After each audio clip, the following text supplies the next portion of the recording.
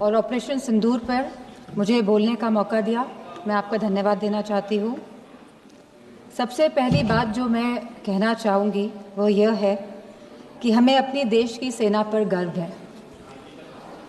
उनके शौर्य, सामर्थ्य, पुरुषार्थ, साहस, पराक्रम, वीरता और बलिदान को मेरा शत शत नमन। हमारी सेना ने हमेशा मातृभूमि की रक्षा करी है और पूरी तरह समर्पित होकर करी है, और इस समर्पण के भाव को हम सदैव और इस समर्पण के भाव के लिए हम सदैव अपनी सेना के कृतज्ञ हैं और रहेंगे। सेना हमारा अभिमान भी है और सेना हमारा सम्मान भी है। सभी सैन्य बल और सुरक्षा बल जो वीर गति को प्राप्त हुए, उन्हें हमारी भावपूर्ण श्रद्धांजलि। बॉर्डर पर भारत के जिन नागरिकों ने अपनी जान गंवाई और जो घायल हुए, उन सभी परिवारों के साथ हमारी संवेदना है। पहलगाम की जो आतंकवादी हमला जो 22 अप्रैल को हुआ, वह कहीं ना कहीं भारत की सुरक्षा पर आघात था। जहां एक तरफ सरकार यह कह रही थी कि सब कुछ नॉर्मल है कश्मीर पे, तो कहीं ना कहीं इस सरकार ने नेशनल सिक्योरिटी की कीमत पर कश्मीर में नॉर्मलसी का जो नैरेटिव सेट करने की कोशिश करी। पहलगाम की घटना कहीं ना कहीं उसी का अंजाम भी है। हमारा सवाल सीधे सरकार से यह है कि आखिरकार यह घटना क्यों घटी। आखिरकार पहलगाम में बाइसान वैली में जहां हजारों टूरिस्ट रोज जा रहे थे अपने परिवारों के साथ, और मैं पूछना चाहूंगी सरकार से कि अगर आपके परिवार के या हमारे परिवार का कोई भी सदस्य कश्मीर जाता, घाटी में घूमने जाता, तो बिना सिक्योरिटी के क्या आप उन्हें भेज देते? बिना किसी सुरक्षा के आप उन्हें भेज देते?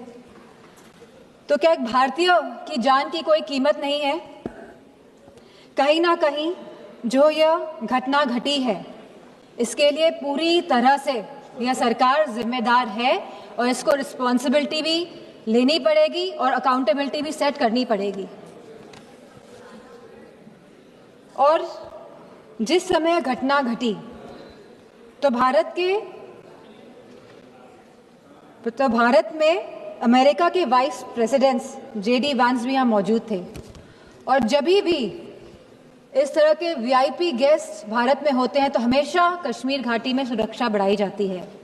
लेकिन इस बार जो ये चूक हुई है, और यह खाली बरसान वैली की बात नहीं है, 60 और ऐसे टूरिस्ट डेस्टिनेशंस थे जहाँ पे कोई भी सुरक्षा नहीं थी, और आपके कहने पर ही, भारतीय जनता पार्टी की सरकार के कहने पर ही टूरिस्ट कश्मीर जा रहा था, इस भरोसे के साथ, इस विश्वास के साथ कि वह सुरक्षित है।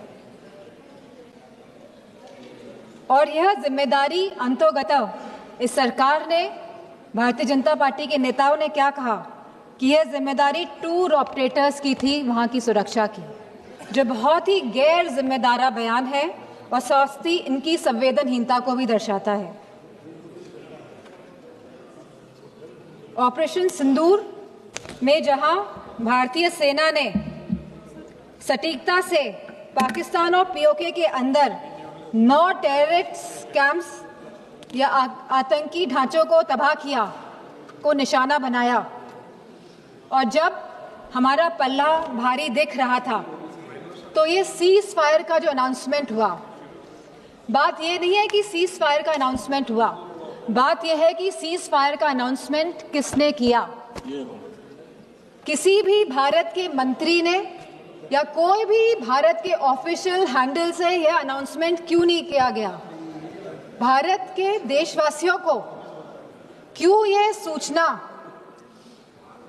एक अमेरिका के राष्ट्रपति के द्वारा मिली? सवाल इस बात का है। सेम।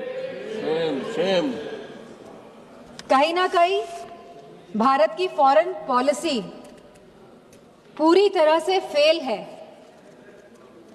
और जो ये विश्व गुरु का जो माहौल बनाया जा रहा है देश में और पूरे संसार, पूरे विदेशों में, कहीं ना कहीं ये भी पूरी तरह फेल है, क्योंकि ऑपरेशन सिंदूर के तुरंत बाद और सीजफायर के तुरंत बाद IMF ने $1 बिलियन पाकिस्तान को देने का काम किया है। वहीं वर्ल्ड बैंक ने $108 मिलियन पाकिस्तान को देने का काम किया है। एशियन डेवलपमेंट बैंक्स ने $800 मिलियन देने का काम किया है। I will finish in 2 minutes.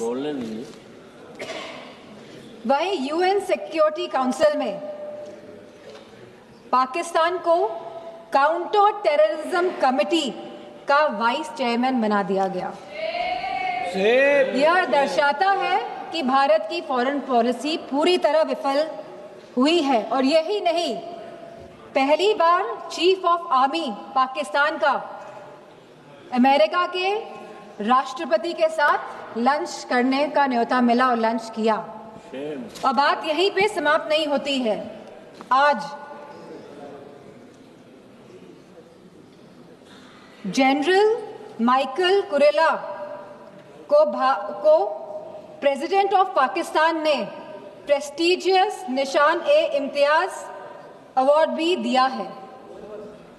तो ये रिश्ता जो पाकिस्तान का और जो अमेरिका का है, और इन रिश्तों के बीच में भारत का खड़ा है, सवाल इस बात का है।